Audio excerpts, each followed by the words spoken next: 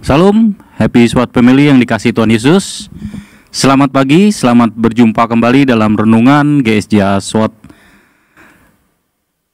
Kali ini saya membawakan satu renungan dalam 10 hari pencurahan Roh Kudus ya.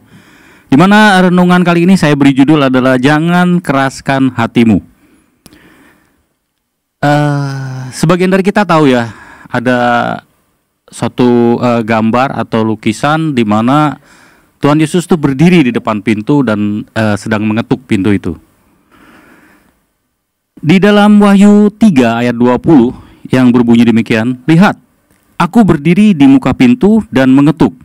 Jikalau ada orang yang mendengar suaraku dan membukakan pintu, aku akan masuk mendapatkannya dan aku makan bersama-sama dengan dia dan ia bersama-sama dengan aku." Amin. Ada suatu cerita ya, di mana Jojo ini anak saya, dia beberapa bulan yang lalu ke dokter gitu. Dan kali ini bukan seperti biasanya. Kalau sebelumnya itu dia menambal gigi, dan kali ini adalah dia mencabut gigi. Nah, pertama kali dia pengalaman untuk mencabut gigi itu. Jadi pertama dia datang ke dokter gitu, dia masih pede gitu. Dan ketika dokternya tuh memberikan suntikan untuk rasa kebalnya, dia udah mulai nggak nyaman, Chris. Dan dia diminta untuk dibujuk gitu ya, supaya mulutnya itu dibuka. Tetapi dia tetap aja menutup mulutnya gitu. Jadi dia tetap kekeh, dia nggak mau membuka mulutnya gitu. Walaupun sudah dibujuk sana sini, tetap saja dokter nggak bisa melakukan apa-apa kalau anaknya sendiri itu nggak mau untuk membuka mulutnya gitulah.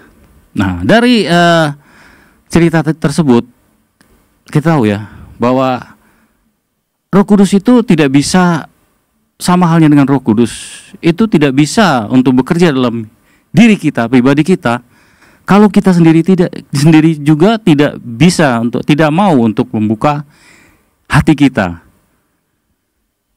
Demikian juga saya punya satu pengalaman ya, dimana dulu tuh saya pernah ada masa-masanya saya merasa bosan gitu sebelum ke SWAT ya, sebelum mengenal SWAT lah.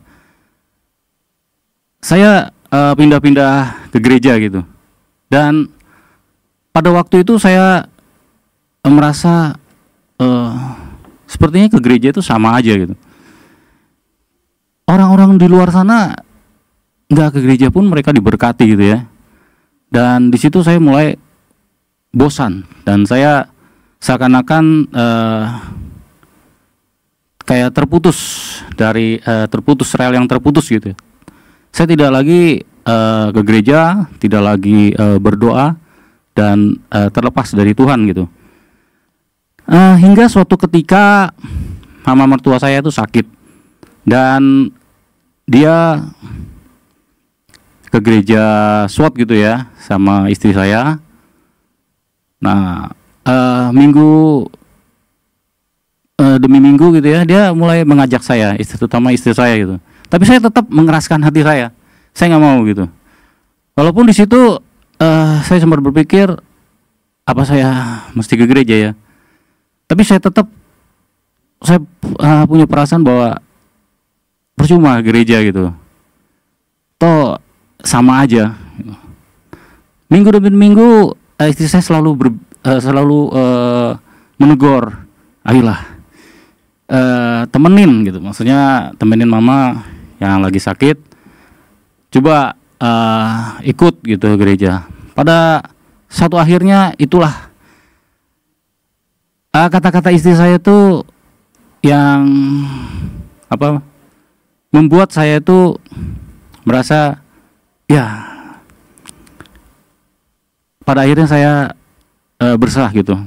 Dan saya nggak mungkin selamanya itu untuk mengeraskan hati saya.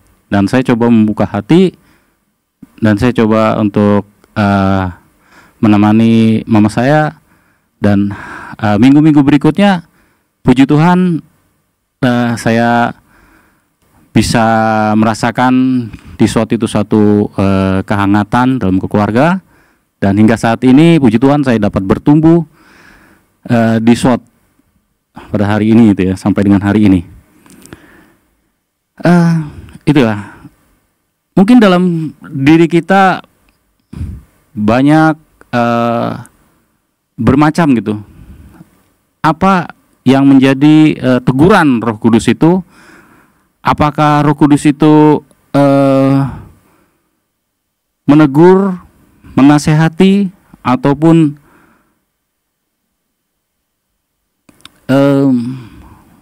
bilang pada hati kita, ya kita jangan mengeraskan hati kita gitu loh. Kita mesti membuka diri atau membuka pintu hati kita supaya Roh Kudus itu dapat bekerja dalam hidup kita. Dan saya percaya dan yakin bahwa kalau kita membuka diri, Roh Kudus itu yang selalu memperbaiki dalam perilaku kita, dalam kelakuan kita itu ya.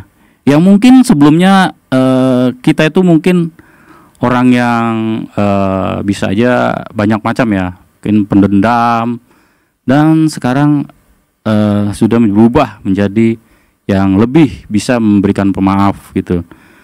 Atau kita juga dulu mungkin orang yang cepat marah gitu, sangat marah, dan sekarang kita mungkin jadi orang yang lebih lagi sabar gitulah, dan lain sebagainya ya.